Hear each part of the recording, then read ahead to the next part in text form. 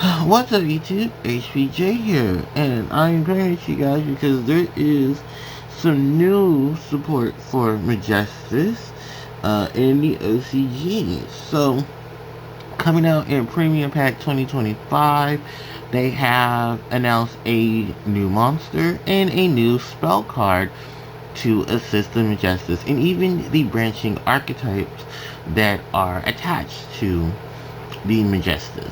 So I want to get through the cards, and then I'll talk more about things after. So first off is Crowley, the Gifted of the Magistus, which is translated to Gifted of Magistus Crowley. He's a level 4 Dark Attribute Spellcaster type monster, 1800 attack, 1000 defense. You can use each of the following effects of this card's name once per turn each. If this card is added to your hand, except by drawing, you can special summon it. When this card is normal special summon, you can fusion summon one Magistus or invoke fusion monster from your extra deck using monsters from your hand or field as fusion material. If this card is used as fusion material, it is treated as Alistar the Invoker. Next up is the quick play spell, Viray Magic Lucarmia of Light. This is a quick play spell card, and it says this card is treated as a Witchcrafter card and Magistus card. You'll activate one of the following effects, but cannot apply each effect of this card's name per turn. If you control a Magistus or Witchcraft monster, you can send one spellcaster or one spell from your deck to the grave. When your opponent activates a card or effect, such as summon one Magistus or Witchcraft monster from your hand or deck. So these are two very powerful spell cards, and each of them attach themselves to not only the Magistus, but to their corresponding spellcaster archetype. So let's talk about Crowley first. Crowley, as we all know, is the original name of Alistar the Invoker. If you follow that storyline, then you know that Crowley later becomes Invoker, and then goes back to himself as Crowley, who starts up the field spell, the Spellbook Tower.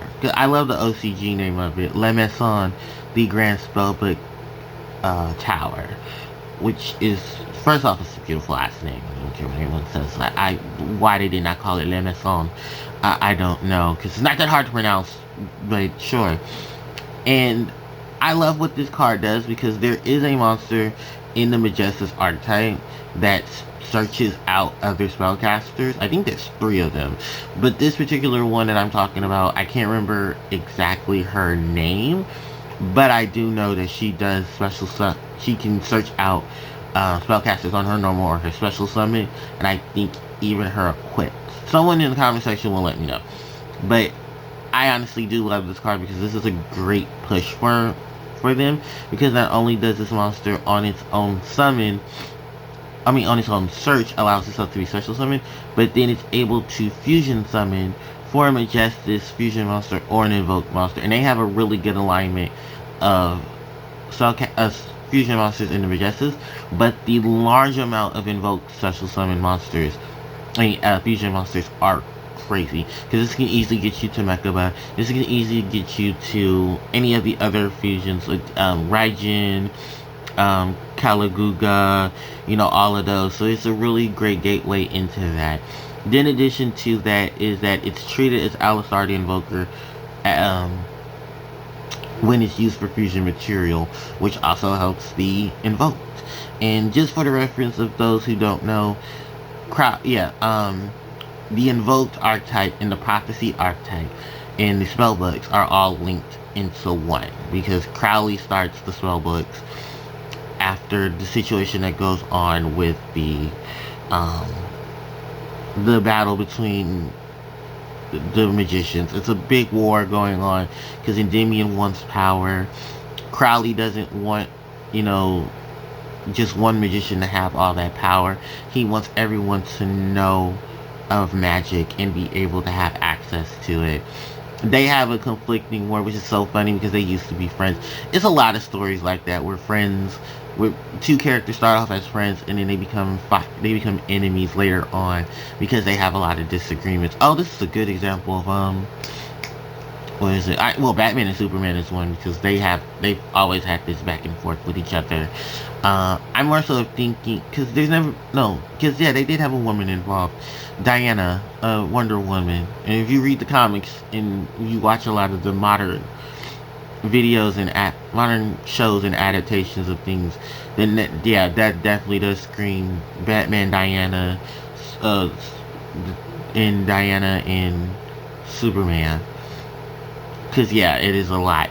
I was trying to think of what was it? I don't think X-Men has something similar. I guess you could say Scott and Wolverine. I was more leaning to Magneto in Charles, because I want to say Emma, but Emma has more of her love triangle situation. Well, not even a triangle; it's a fucking pentagram with her, Scott, Jean, and whoever else. Oh, Logan and whoever else they throw in at that particular moment. But that's pretty much what the situation is with Crowley and Endymion and Veray. And yeah, witchcraft Madame Bear. I'm sorry, not Veray. Madame Bear. Because her original name was Renola, and it used to be a triangle of friends. Some situations, like I said, happen with magic, and that's how it goes.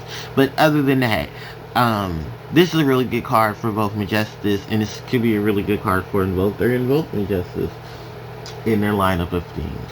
Now, this quick play spell card, holy shit, it is really, really good. First off, this card is treated as a Witchcrafter card, so that means you're able to search it out with the Witchcrafter's effects, with the abilities of the Witchcrafters, and how much they set up attached to that. And the other thing about this card is that it's a searcher. No, it can send spellcasters in spell cards to the graveyard, which is another gimmick of the Witchcrafters, because you know they're able to trigger their cards in the grave once they have a certain amount in the grave. And or the end phase, they can add those cards back to their hand if they have not used their effects. I know they're all hard once per turn, but you have to always remember the Witchcrafters has really good abilities attached to their cards, so it makes sense that they're once per turn.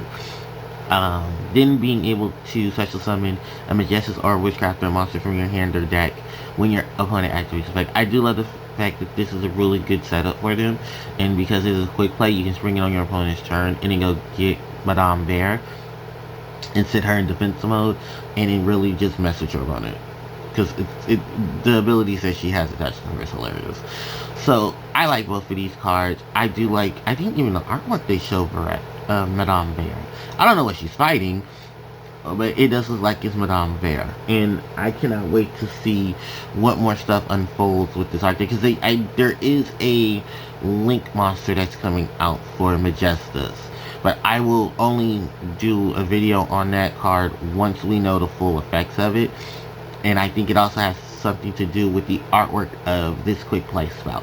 So, let me know in the comment section what you guys think of the two new cards. I'll have my stuff ready for them sooner or later. I'm going to start uploading things as soon as I can. But let me know in the comment section what you think. Do you like these cards? Do you think these cards will have some playability? Do you think it'll bring back Magistus? Do you think it'll bring back Witchcraft? Do you think it'll bring back Invoke? Even if it's on just a casual level, are you going to enjoy these cards? Let me know in the comment section below. So thank you guys so much for watching. I really do appreciate it. Don't forget to like, comment, share, and subscribe to the channel, as it helps me out tremendously. You can hit the notification bell to be informed of when I upload more of my content. Socials are in the description box below. And you can catch previous content on the channel through the previous video and playlist. Thank you guys so much for watching, and HBJ signing out. Take care.